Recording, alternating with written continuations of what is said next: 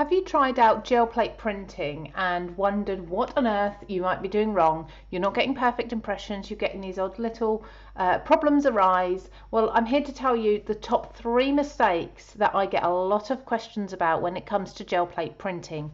Now, I'm going to be using my own textures gel plate available at CraftStash exclusively. We'll link this down below. The same with the brayer. This is also from the Textures brand, but I'm just going to be using acrylic paint and copy paper just to show you what you do and don't want to be doing when you start gel plate printing. Now, probably the most asked question is, why do my prints not look like yours? Why does my paint pool on the surface? Why are things not working properly? And it's usually because somebody is using a brand new plate.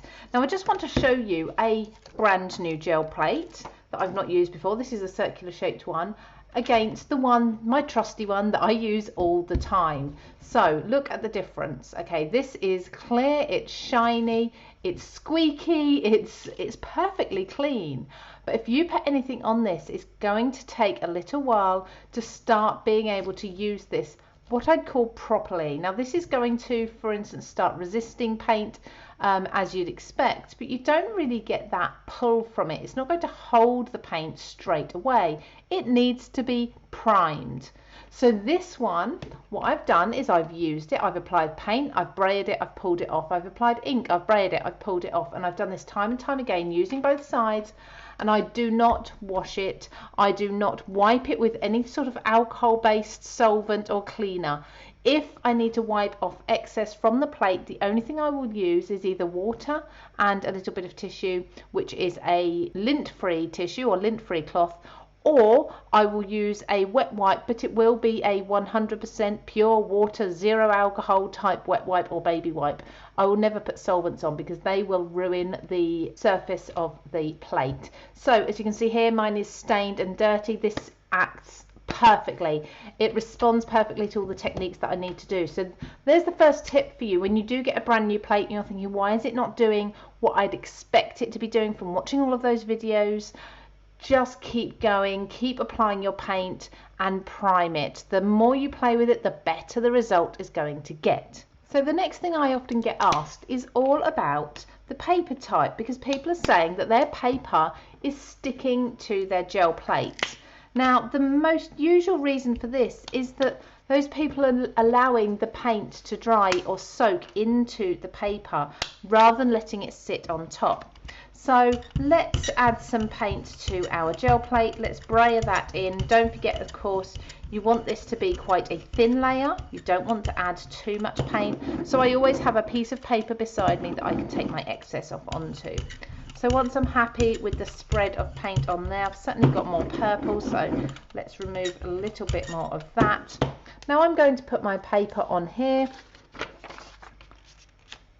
I'm going to press it down, as we always say, burnish it down, make sure you've got a really good impression. Now, if I was to lift that now, I am going to start already getting that paint, that paper sticking to my plate, as you can see. Let's take it from another angle. There we go. So what has happened there? Now, usually this is because you've not put enough paint on there, you've maybe taken too much off, and the paper is so thin it's just absorbed the paint, the moisture in the paint straight away. It's absorbed it and it's just made that paper peel away. So my suggestion there is to look at how much paint you're putting on and which paper type we're using. By the way, if this happens, best to run it under a tap and loosen all those fibres of the paper. You're going to be forever if you try and pick all that off. So first of all, let's try this with the same paper with more paint and see what difference that makes. So just using similar colours again. We're going to put this all over the plate. Now, we always told we need a thin layer, but you need enough so that it doesn't dry the instant that a piece of paper touches it. So making sure that you are rolling and not dragging your brayer. You can hear mine's a bit squeaky now, it's been used a lot. I'm just going to take my thin piece of cheap copy paper, there we go, and lift that up, and there we go. Look, that came up straight away. Now I've still got some paint on there, so let me just rub that in. Now that's a much thinner layer. Again, I'm going to pop the same type of copy paper on. Now this is an inexpensive copy paper. It's really fibrous as well. It's not super smooth and it's very, very thin. Now I'm rubbing that down a lot more. Now what's happening by me rubbing this down, the moisture from that paint is being soaked into those fibers. The longer I leave this, the more likely I'm going to get that happen. So do your gel pull pretty quick, and let's now look at the ideal paper you can use. So essentially the paper that I was using, as I say, really inexpensive. It's a very thin copy paper, and the reason it's inexpensive is because there's very little to it. There's very little in the way of fibers. Those fibers are not tightly woven together. So when you purchase this and you put it on your gel plate and the moisture gets soaked up instantly, it's like wicking all over the paper up into the paper. That's where you're going to have the issue of the paper just falling apart. So what you want to look for is something like a navigator paper, something like a super smooth. Alternatively, go for a stronger paper or a thicker paper, so a cardstock, or even something like a watercolor cardstock or watercolor paper. Those can hold water, they can hold moisture. The moisture on the super smooth papers and the navigator paper, for example, the moisture is going to sit on the top. The fibers are tightly woven together. It makes it feel thicker, feel a better quality. The moisture doesn't instantly soak into the paper, making it fall apart. The same with the watercolor paper, it's built to handle that moisture. So let's take a piece of watercolor cardstock here and let's just do exactly the same. Let's go pink and purple this time, just to prove a point.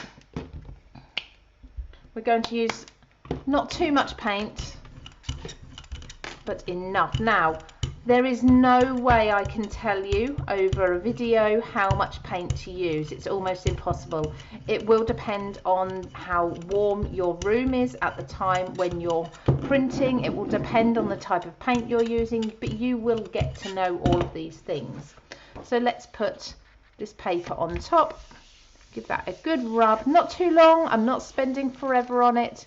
You'll see you get a beautiful, beautiful pull straight away. Now I've been using acrylic paint to show you these examples so far, but I do get a lot of questions. What acrylic paints do I need to be using? I always say it does not matter. Some will dry faster than others. Some are thicker, some are thinner, some have more opacity, some more transparent. You will learn this as you start playing with them, but I have to admit, my favourite medium to use on the gel plate is actually Distress Oxides. I love these. They do not dry on the plate anywhere near as quick as paint does. It gives you a lot more flexibility and time to work with them. And of course you have the water reactive results that you can use. So spritzing water onto them, dripping water onto them, and all these different things. You can also layer up the colour. So another top tip for you, if you're having issues with using acrylic paints that you have at home, grab your Distress inks and Distress Oxides instead and have a play. By far I would definitely recommend the oxides over the inks. The pigments in them stand out. They're really nice and bright rather than just the dye base.